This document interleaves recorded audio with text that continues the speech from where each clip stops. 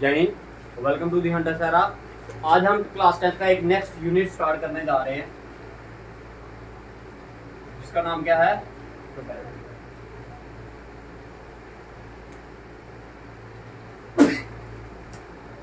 ठीक है। तो बात करते हैं किसके बारे में, प्रोबेबिलिटी के बारे में। ठीक है, तो प्रोबेबिलिटी का जो मतलब होता है वो क्या होता है, आपका चांसेस। क्या मतलब होता है, आप इस प्रोबेबिलिटी को क्या बोल सकते हो, किसी चीज का होना या ना होने के कितने चांस हैं, उसी को आप क्या बोल सकते हो। आपके घर कोई गेस्ट आएगा या फिर नहीं आएगा, उसके कितने चांसेस हैं, आप ये बोल सकते हो।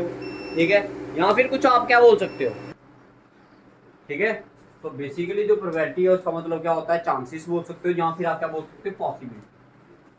ठीक है, ठीक है, इन दोनों चीजों को आप क्या बोलते हो, प्रोबेबिलिटी बोलते हैं। अब प्रोबेबिलिटी में कुछ क्या होती है, टर्म्स होती हैं आपकी। क्या होती हैं, टर्म्स। तो सबसे पहले जो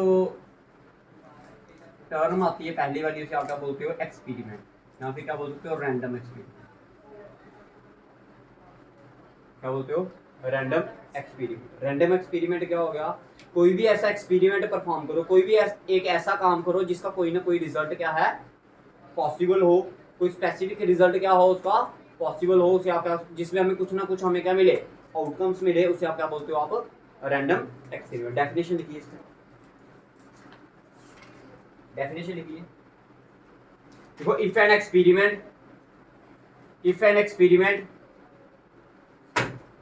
when if an experiment when repeated under identical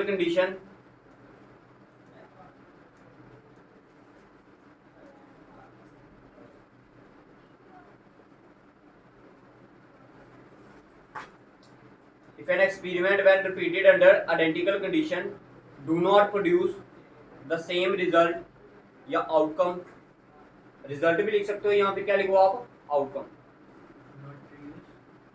produce the same outcome every time but the outcome produced in each trial is one of the several possibility.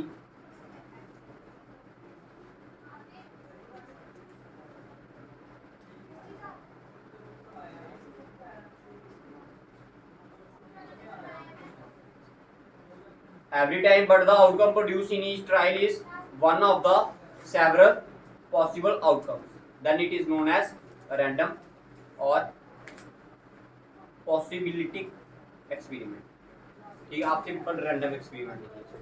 कहने का मतलब क्या हुआ भाई, जब कोई आपने एक एक्सपेरिमेंट परफॉर्म किया, ठीक है, तो उसका कुछ ना कुछ क्या मिलेगा आपको, रिजल्ट। लेकिन अब आपको एग्जैक्टली जैसे आपने कॉइन को टॉस किया, आपको ये तो पता है यहाँ तो क्या आएगा, आपका हेड आएगा, यहाँ तो क्या आएगा, बट एग्जैक्टली आपको नहीं पता उसका रिजल्ट क्या है। सिंपल भाषा में अगर आपको समझाया है, रैंडम एक्सपेरिमेंट क्या है, एक ऐसा एक्सपेरिमेंट जिसका आंसर आपको क्या हो, पता हो कि इसका ये आंसर आएगा ही आएगा, लेकिन एग्जैक्टली नहीं पता कि क्या आएगा। जैसे एक आपने कॉइन को टॉस किया, अब आपको पता क्या क्या आएगा, यहाँ तो हेड आएगा, यहाँ तो क्या आएगा, बट क्या एग्जैक्टली पता है कि इस बार हेड ही गिरेगा, नहीं पता है।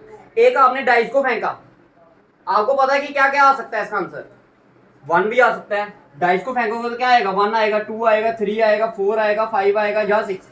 आपको पता है कि इन्हीं 6 में से कोई एक आएगा, लेकिन वो एग्जैक्टली आपको नहीं पता कि कौन सा इनमें से नंबर आएगा। समझ आ गया, इस चीज को आप क्या बोलते हो, रैंडम एक्सपेरिमेंट। कहने का आसान भाषा में अगर आपने हिंदी में मतलब इसका समझना है, तो कहने का मतलब एक ऐसा एक्सपेरिमेंट जिसका रिजल्ट आपको क्या हो, इसका रिजल्ट क्या पता है आपको, एग्जैक्टली पता है कि आएगा ही आएगा, कुछ ना कुछ इन नंबरों में से कुछ ना कुछ आएगा ही आएगा, लेकिन आपको एग्जैक्टली नहीं। और एग्जांपल दें आपको, ये मैंने आके 3-4 मार्कर डाल दिए इसमें। देखो मैंने क्या किया, एक बॉक्स लिया, उसमें मैंने क्या डाल दिए, अलग अलग कलर के क्या डाल दिए, 5 मार्कर डाल दिए। ठीक है, ठीक है, एक रेड लगा लो, ब्लू लगा लो, ग्रीन, व्हाइट, येलो, ठीक है, ये डाल दिए मैंने मार्कर। आपको बोला मैंने इस डब्बे में हाथ डालो और एक क्या निकालो, मार्कर। अब आपको पता है कि इसका आंसर इन्हीं 5 में से कोई क्या होगा, लेकिन आपको एग्जैक्टली नहीं पता कि इसका आंसर क्या होगा, then it is known as random. समझ आ गया सभी को, ठीक है। इसके रैंडम एक्सपेरिमेंट के बाद आता है आपका इवेंट। क्या आता है? नहीं, आउटकम्स। इसके बाद नेक्स्ट डेफिनेशन जो है आपकी वो किसकी है? आउटकम। आउटकम का मतलब होता है कि क्या क्या उसका आंसर आ सकता है। आउटकम का मतलब क्या है कि उसका आंसर क्या क्या, जब एक एक्सपेरिमेंट को आपने परफॉर्म किया तो उसमें क्या आपको क्या क्या मिलेगा, उस चीज को आप क्या बोलते हो? आउटकम। एक कॉइन को टॉस करोगे तो आपको क्या मिलेगा? या तो हेड या तो टेल, तो उसका आउटकम क्या बन जाएगा? हेड या फिर टेल।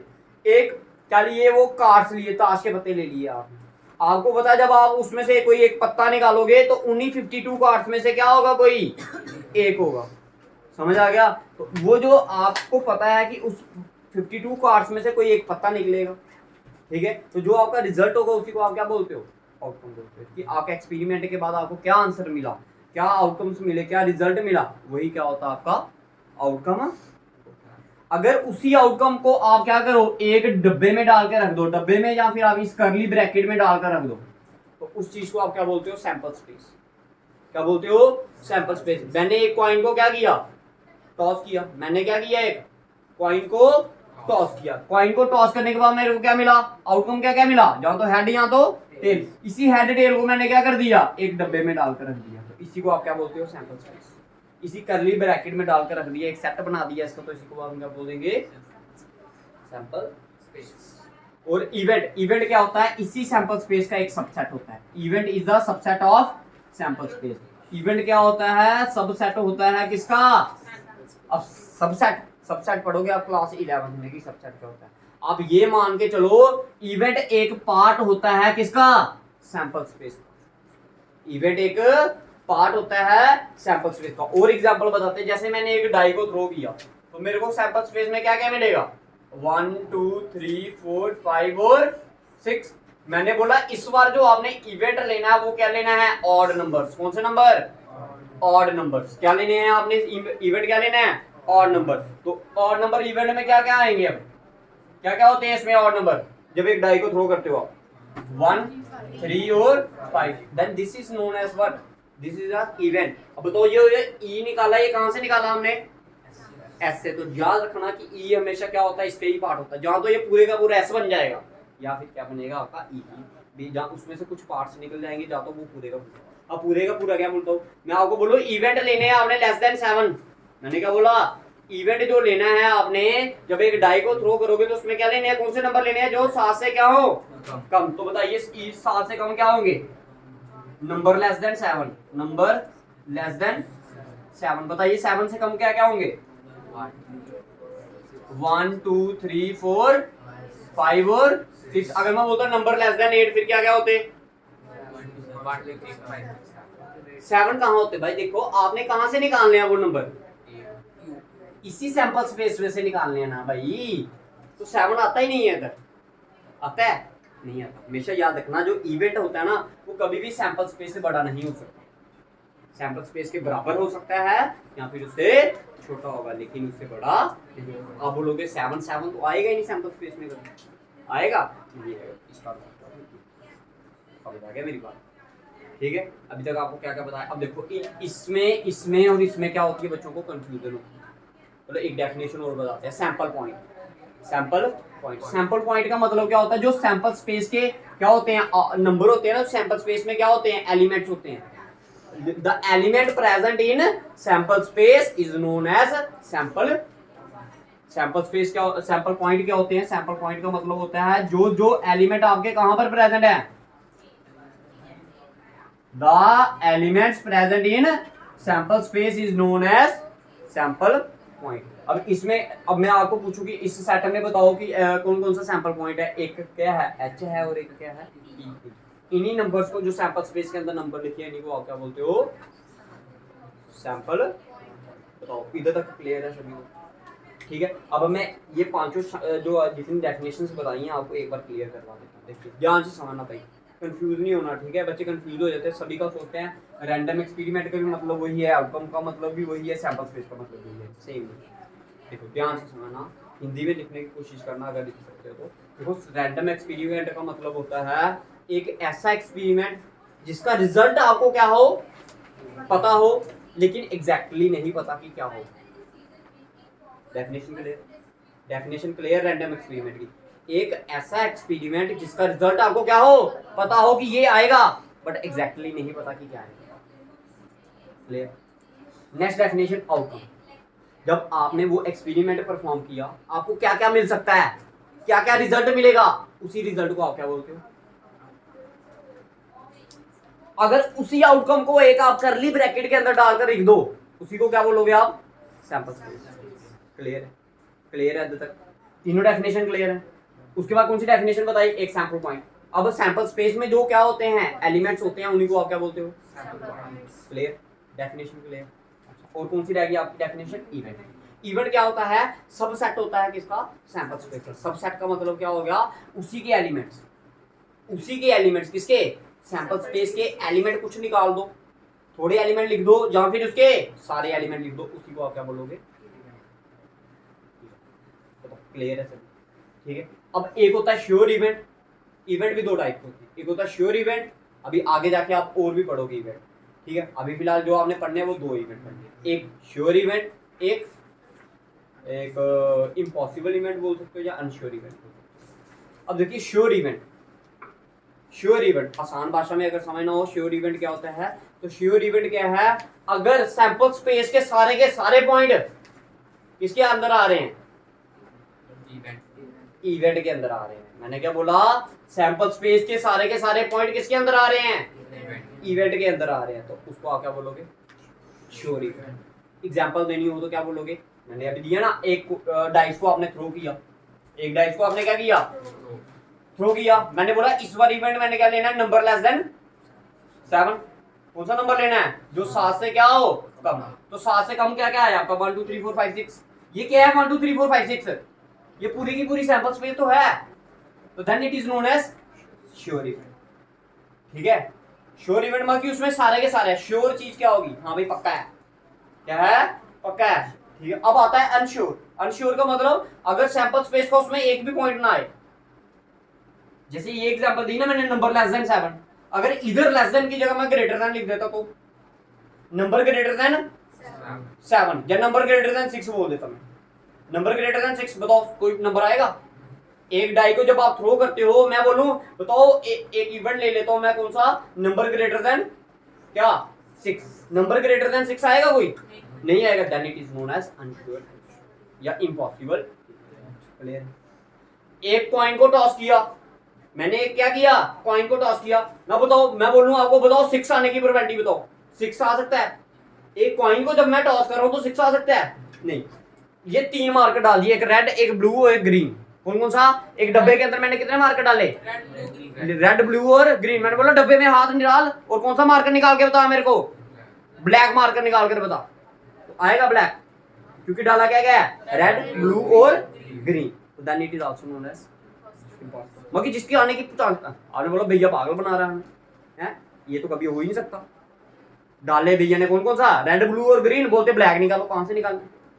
समझ आ गया? एक ऐसी चीज जो कभी पॉसिबल ना हो उसे हम क्या बोलते हैं? इम्पॉसिबल। बताओ इधर तक किसी को कोई परेशानी है तो बताइए। हाँ ठीक है, सभी तक इधर तक देखो। एक बार डेफिनेशन रिकॉल करो इनकी सभी की, रैंडम एक्सपेरिमेंट, टोटल आउटकम्स की, एंड इवेंट और सैंपल पॉइंट की। सोचिए दिमाग में, अपने दिमाग में सोचिए कि क्या भैया क्या बताया मैंने आपको। ठीक है।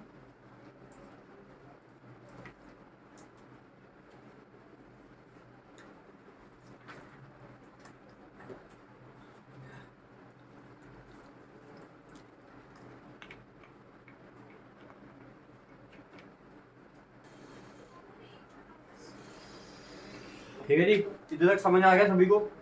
अब हम पढ़ेंगे क्या? डिफरेंट सैंपल स्पेस के बारे में। किसके बारे में? डिफरेंट सैंपल स्पेस के बारे में, कि सैंपल स्पेस बनती कैसे अलग अलग चीजें। ठीक है। देखिए अब पढ़ेंगे हम किसके बारे में? सैंपल स्पेस बनाने के बारे में। ठीक है, कि डिफरेंट सैंपल स्पेस कैसे बनाते हैं। सबसे पहले बात करते हैं कॉइन के बारे में। किसके बारे में?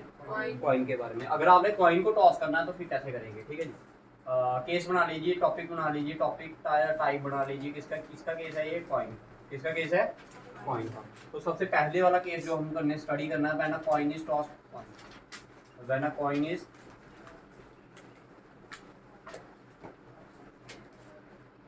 जब एक कॉइन को आप एक बार टॉस करोगे, जब एक कॉइन को आप क्या करोगे, एक बार क्या करोगे, टॉस करोगे, तो आपके पास क्या क्या सैंपल स्पेस मिल सकती है, तो क्या आ सकता है, जहां तो हेड आएगा या तो क्या आएगा, टेल। यही दो चीजें हैं और कुछ नहीं आ सकता। ठीक है जी, समझ आ गया, पहली सैंपल स्पेस क्लियर है सभी को।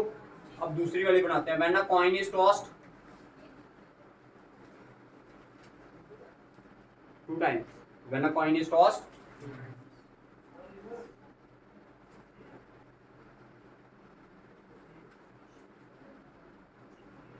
ट्वाइस बोल सकते हैं या फिर टू टाइम्स। जब एक कॉइन को हमने कितनी बार टॉस किया, दो बार, तो क्या क्या सैंपल स्पेस बन सकती है, ध्यान से समझना है, सारे समझिए इधर बैठे।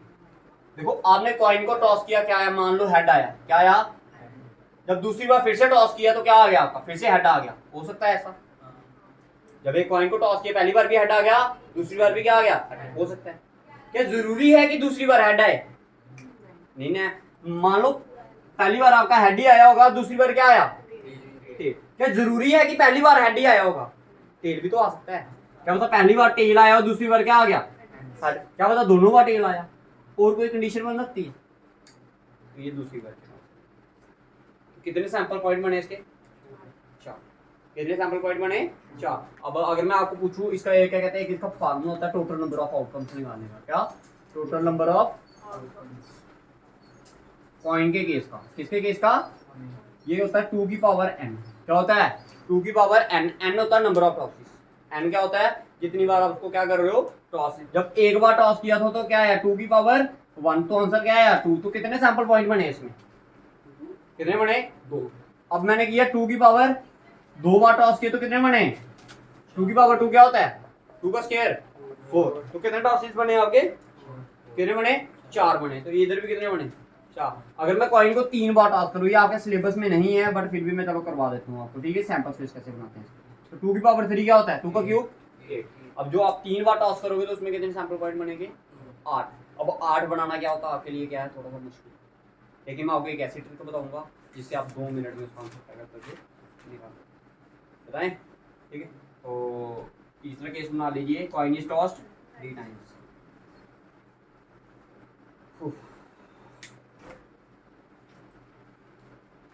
करे, देखिए ध्यान से समझना सारे।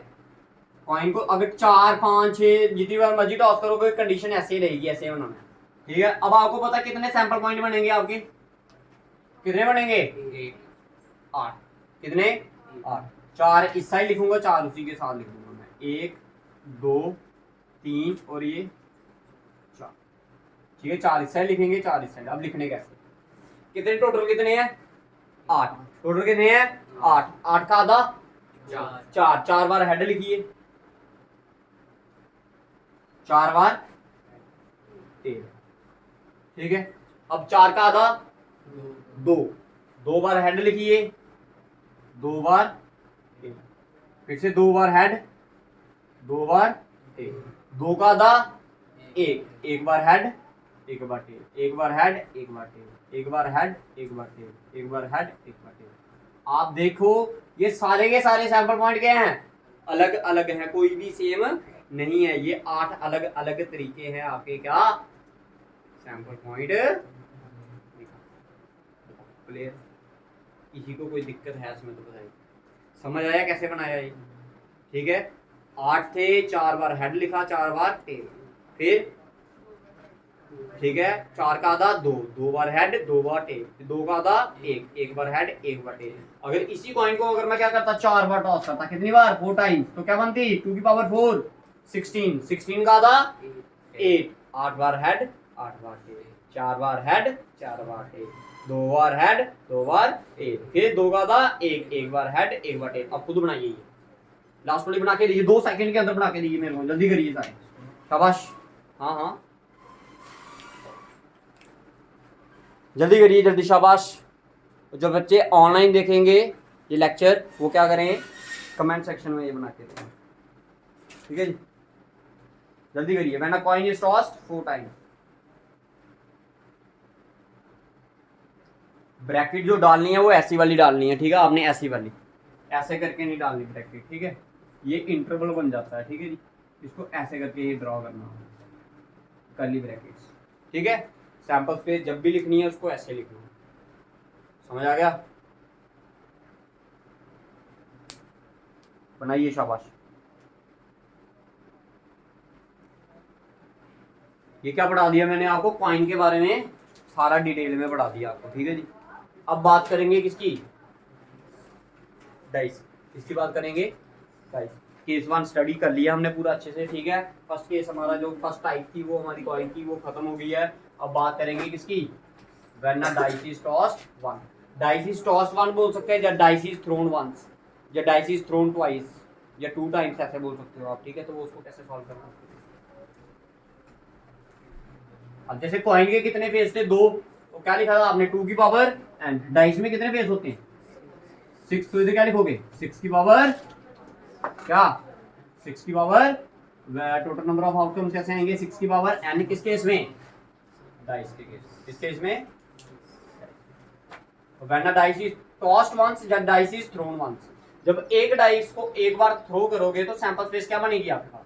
क्या क्या आ सकता है आपका जब एक डाई को एक बार थ्रो करोगे? 1 2 3 4 5 एंड 6। तो इधर एक बार थ्रो किया तो क्या बना? 6 की पावर 1। तो 6 की पावर 1 क्या होती है? 60 होती है। ये तो क्या है? ट्रांसफर। क्लियर है? क्लियर है भाई सभी को? ठीक है। नेक्स्ट केस बना के बताते हैं आपको। When a dice is tossed twice. Tossed, जब एक डाइस को आपने कितनी बार फेंका? 2 बार फेंका, तो क्या मिलेगा आपको? क्या नहीं मिलेगा? अब उसकी बात करते हैं। जब एक डाई को आपने क्या किया? 2 बार, देखिए, तब 2 बार फेंकोगे तो क्या बनेगा? 6 की पावर, तो आंसर क्या आया? 6 का स्क्वायर 36, मतलब 36 आउटकम्स बनेंगे इसमें। कितने बनेंगे? 36। अब कैसे बनाने हैं वो बताते हैं। देखिए ध्यान से समझना, पहले अब समझ लो पहले, फिर उतारना। समझ गए तो खुद ही बना लेने आपने सारे। देखो, मान लो एक डाइस को मैंने क्या किया? थ्रो किया। एक डाइस को नहीं, 2 डाइस को थ्रो किया।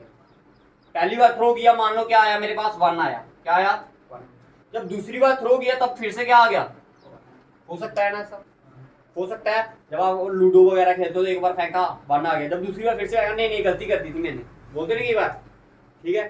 तो वो बोलते कि नहीं भाई तू चीटिंग कर रहा है, ठीक है। कहता नहीं मैंने फिर से फेंका, फिर से फेंक तो फिर से 1 आया। होता है ना ऐसा कई बार जब आप खेलते हो। तो ये पहला वो केस है। क्या पता 1 ना आए दूसरी बार, क्या आ जाए?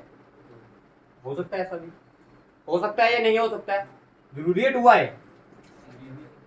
जरूरी है 3 आए? जरूरी है 4 आए? जरूरी है 5 आए? 6 भी आ सकता है। अब क्या जरूरी है कि पहली बार आपका 1 आ जाए? 2 भी तो आ सकता है। क्या पता 2 दूसरा थ्रो करो क्या आए? क्या पता 2 है थ्रो करो, फिर मजाक कैसे बना रहा हूँ मैं? ये सारी क्या है? पॉसिबिलिटीज क्या है? ये सारी की सारी ऐसा आ सकता है। समझ आ रहा है? ऐसे आउटकम्स पॉसिबल है, ठीक है। अब जरूरी है कि 2 आए? 3 1, फिर हो सकता है 6 तक। जरूरी है 4 5 1 से के सारे बनाने हैं आपको। 5 5 आए, 6 से लेके, बताओ कोई कंफ्यूजन अगर किसी के दिमाग में नहीं है तो सकता है ना? ये बनाइए सारे, शाबाश सारे ने, ठीक है। राइट 2 तक कर्ली डालना भाई, बड़ी डालना।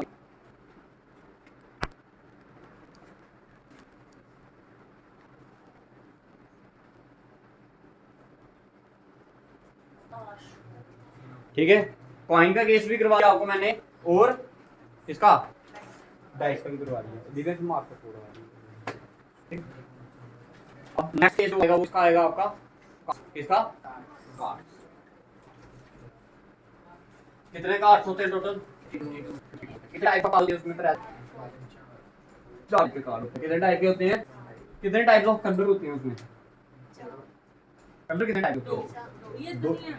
उधर पड़े हैं रूबल के पास पड़े हैं।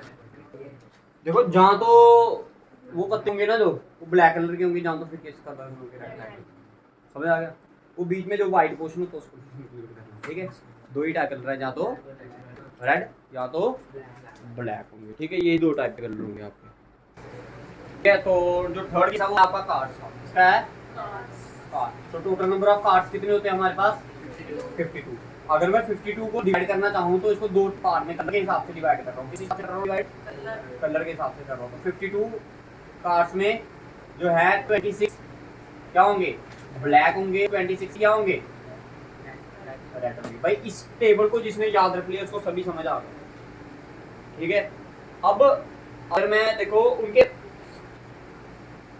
4 टाइप्स ऑफ कार्ड होते हैं हमारे पास। 2 ब्लैक में आएंगे, 2 रेड में आएंगे। रेड की बात करूं तो इसमें आता है डायमंड और हर्ट।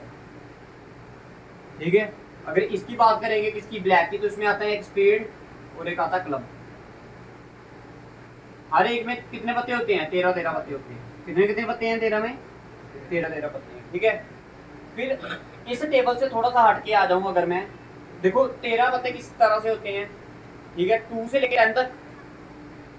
फिर उसके बाद एक पत्ता उसमें क्या?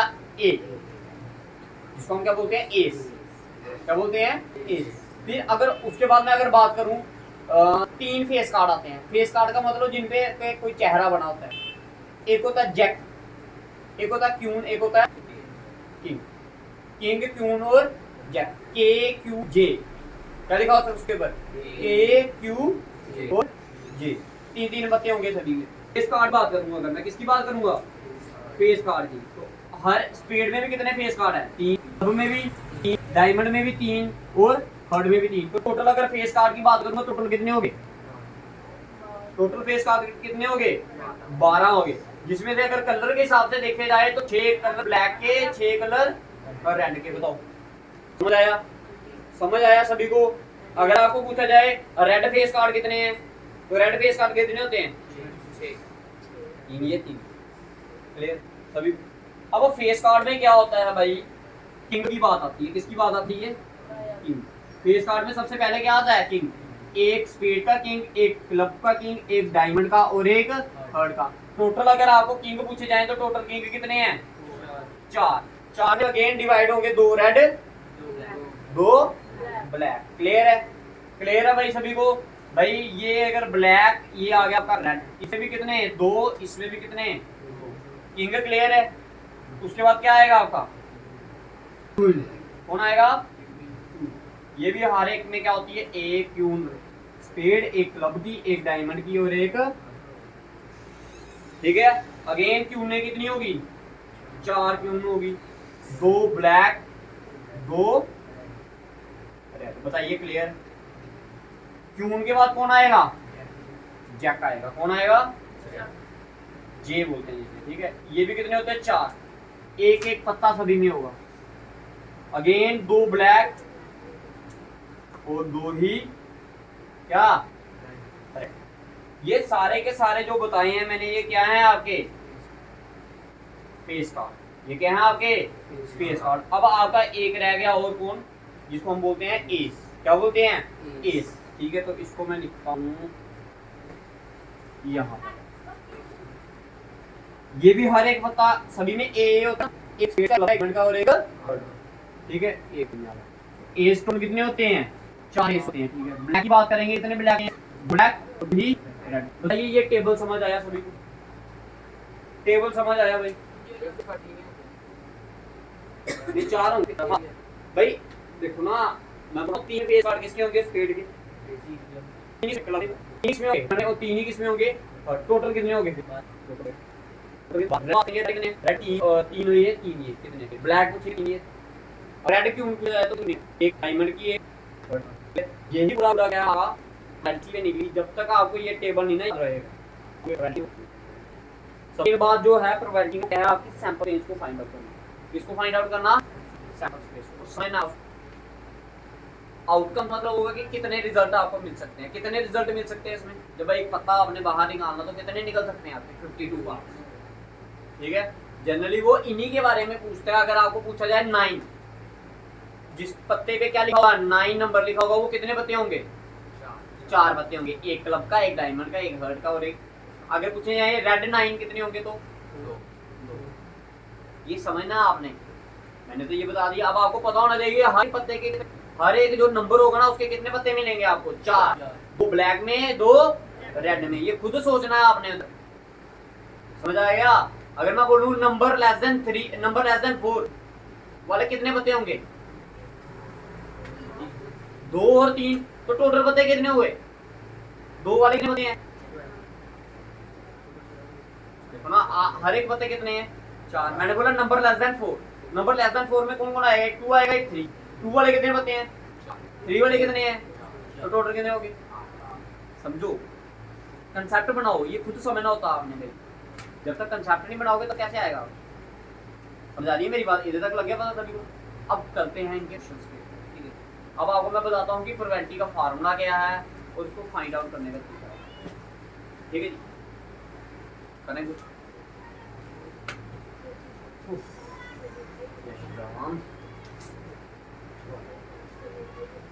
ये आपको सैंपल स्पेस बता दी मैंने सभी की, ठीक है जी?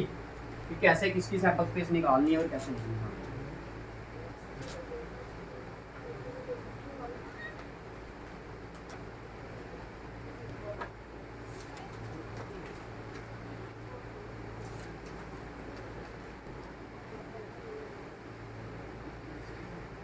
आइए भाई, प्रोबेबिलिटी का जो रिप्रेजेंटेशन है ना, प्रोबेबिलिटी ऑफ एन इवेंट, उसको इसको कैसे बोलते हैं? Probability of event E. क्या बोलते हैं इसे? Probability of event E, which is equal to formula का favourable cases upon total number of outcome.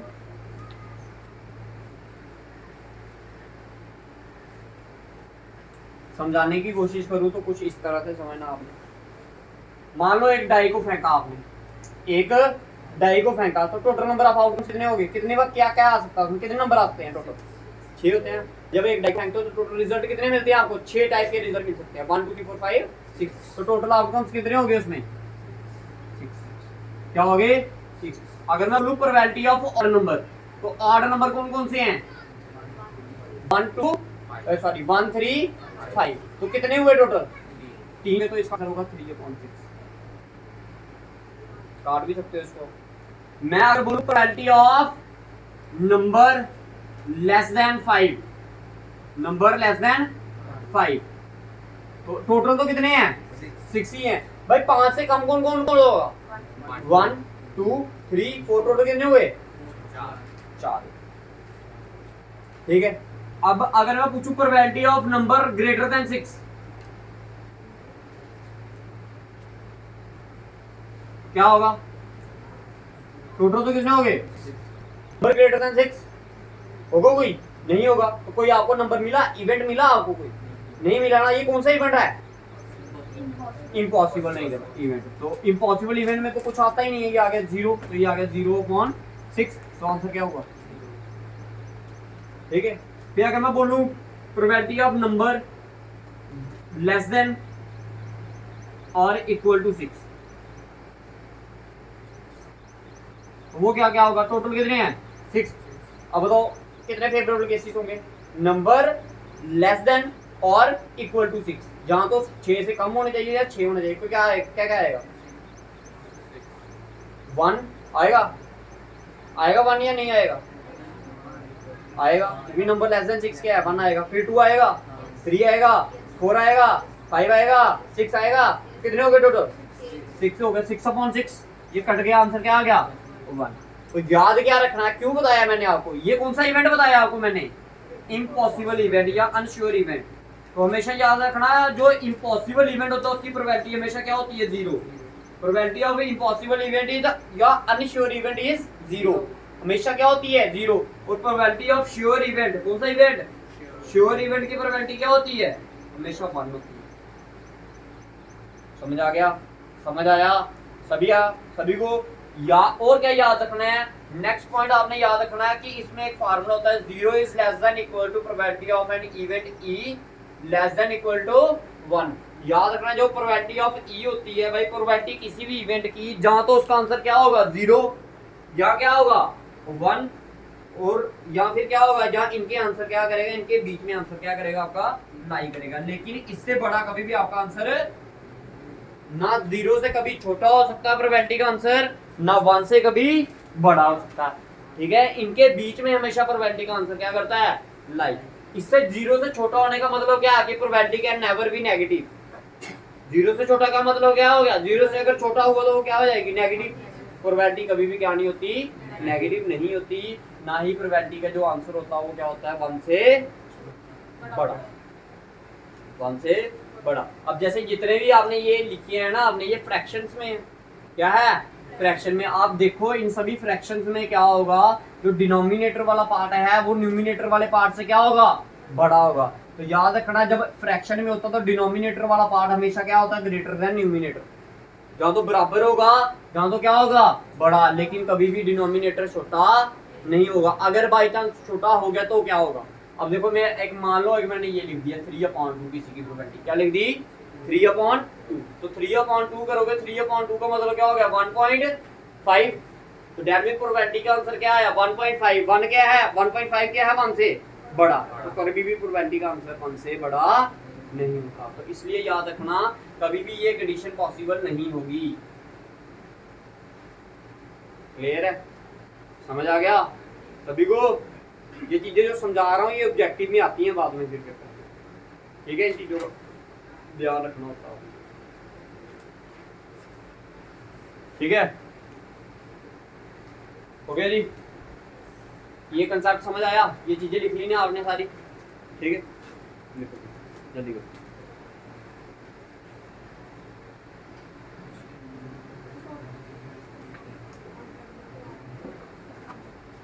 देखिए इसके बाद जो नेक्स्ट कंसेप्ट है वो समझिए, ये समझ आ गया ना आपको इधर तक। ठीक है, इसके बाद देखिए, देखो हमेशा याद रखना है प्रोबेबिलिटी ऑफ इवेंट। देखो एक होता है इम्पॉसिबल इवेंट, एक होता है नॉट इवेंट। क्या, नॉट इवेंट। नॉट इवेंट का मतलब क्या होगा, जैसे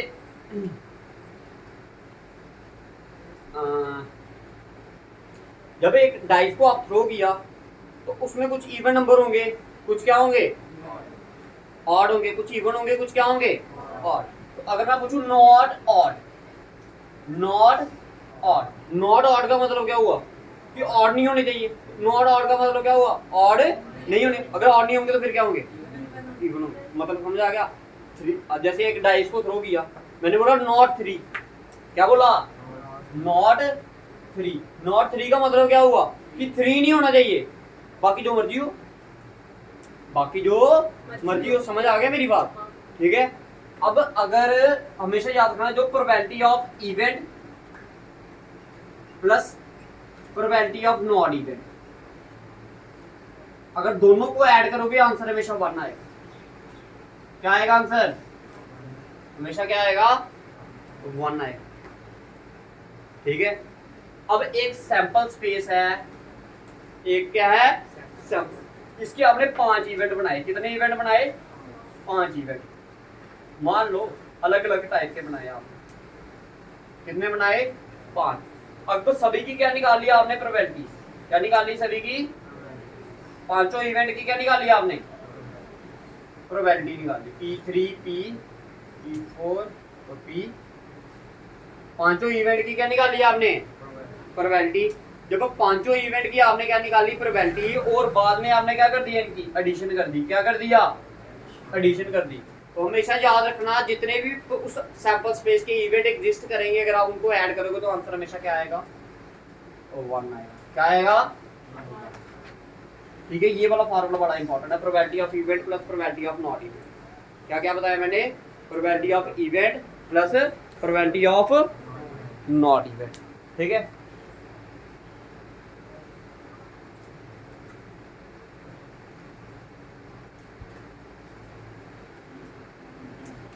अब करते हैं एक्सरसाइज के क्वेश्चंस। किसके बेस पे, जो एक्सरसाइज के बेस पर क्या है आपके डिफरेंट क्वेश्चन। देखो एक चीज और होती है इसमें, होता है लाइकली आउटकम्स। क्या, ठीक है, और लाइकली आउटकम्स का मतलब ये हुआ कि बराबर चांसेस हो उन चीजों के आने के। क्या हो, बराबर, जिसमें कोई भी आपका अदर फैक्टर क्या ना करे, डिटरमाइन ना करे। जैसे एक कॉइन को जब आप टॉस करते हो तो क्या आएगा आपका, या तो हेड आएगा या तो टेल आएगा। क्या आपकी कोई इन्वॉल्वमेंट है उसमें कि हाँ भाई आपने हेड छोड़ा है, ठीक है, वो तो ऑटोमेटिकली आइदर हेड आएगा या तो फिर क्या आएगा, टेल आएगा। जैसे आपको इधर क्वेश्चन भी है एक कि जब आप एक गाड़ी को स्टार्ट करते हो, जहां तो वो स्टार्ट होगी, यहाँ तो वो नहीं होगी, वो किसी अदर फैक्टर पे डिपेंड करती है? क्यों नहीं करती भाई? क्या पता उसका सेल्फ खराब हो, क्या पता उसमें से कोई गाड़ी में मोटर है तो मोटर की कोई तार खराब होगी। तो बड़ी सारी चीजों पे क्या करती है उसके, अगर उसमें कोई गाड़ी में कोई डिफेक्ट है तो वो लाइकली आउटकम्स में नहीं आती। आप क्या कर रहे हो, आपको क्वेश्चंस आए हैं ट्रू फॉल्स के। एक क्वेश्चन आया, आई लिव इन जम्मू, जहां तो ये सही होगा जहां तो क्या होगा। तो जो ट्रू फॉल्स के क्वेश्चंस होते हैं उनके लाइकली आउटकम्स होते हैं, जहां तो ये सही होगा जहां तो क्या होगा। ये तो हो नहीं सकता दोनों। ठीक है, समझ आ गई मेरी बात? लाइकली आउटकम का मतलब पता चला। अब इसके बेस पे जो क्वेश्चन था ना उसको अटेम्प्ट करते हैं।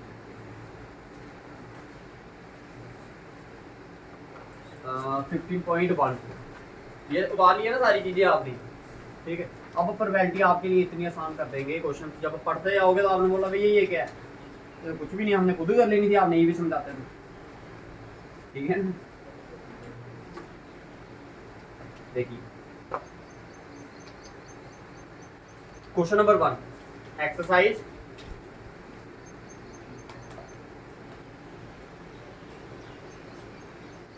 जो फर्स्ट पार्ट है क्या बोलता है, कहता probability of an event E plus probability of an event not E. कहने का मतलब पूछा उसने probability of E plus probability of not E, दोनों को ऐड करोगे तो आंसर क्या आएगा, बताया ना अभी थोड़ी देर पहले, आंसर क्या होगा इसका हमेशा 1। पहला वाला पार्ट कंप्लीट है, सभी को समझ आया, सभी जा। ठीक है, दूसरा पार्ट आइए, कहता probability of an event that can not happen. कहता है एक उस नंबर की प्रोबेबिलिटी बताइए जो कभी भी पॉसिबल ही नहीं है, तो वो कौन सा इवेंट हुआ। मेरे को ये बताइए, देखो मैं उसने बोला है एक ऐसी प्रोबेबिलिटी बताइए जो कभी पॉसिबल ना हो, इम्पॉसिबल। अभी थोड़ी देर पहले आपको प्रोबेबिलिटी निकाल के बताइए, इसकी प्रोबेबिलिटी क्या होती है, क्या होती है प्रोबेबिलिटी ऑफ इम्पॉसिबल इवेंट, क्या होती है 0। और उस इवेंट को क्या बोलते हो आप, इम्पॉसिबल इवेंट या अनश्योर इवेंट। यहाँ तो अनश्योर लिख लीजिए या फिर इम्पॉसिबल इवेंट। समझ आया? बताओ दूसरा वाला पार्ट समझ आया? ठीक है, आ जाइए नेक्स्ट पार्ट क्या बोलता है, the probability of an event that is certain to happen.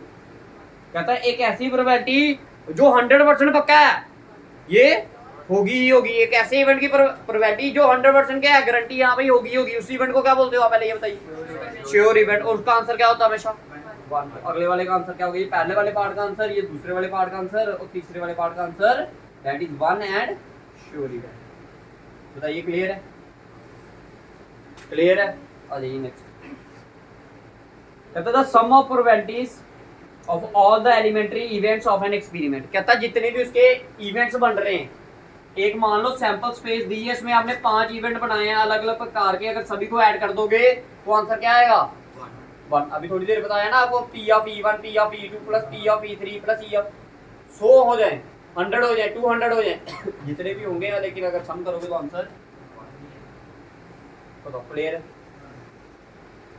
उसके बाद क्या लास्ट वाला, the probability of an event greater than और equal to dash and less than equal to. कहता किसी भी इवेंट की जो प्रोबेबिलिटी होती है वो किससे ग्रेटर होती है, 0 से बड़ी होती है। शाबाश, किससे बड़ी होती है, 0 से बड़ी होती है, एंड लेस देन 1। ये पहले वाले ब्रैकेट में 0 लिख देना, अगले वाले ब्रैकेट में 1। कई बार उल्टा करके दे देता है, बच्चे कंफ्यूज हो जाते हैं, बोलता probability of event is less then dash and greater than क्या डैश, तो उधर क्या लिखना है, पहली जगह 1। समझना भाई, चीज को समझोगे तो आसान बन जाएगा। तो ये था क्वेश्चन नंबर आपका, क्लियर सभी को? किसी को कंफ्यूजन है तो बताइए।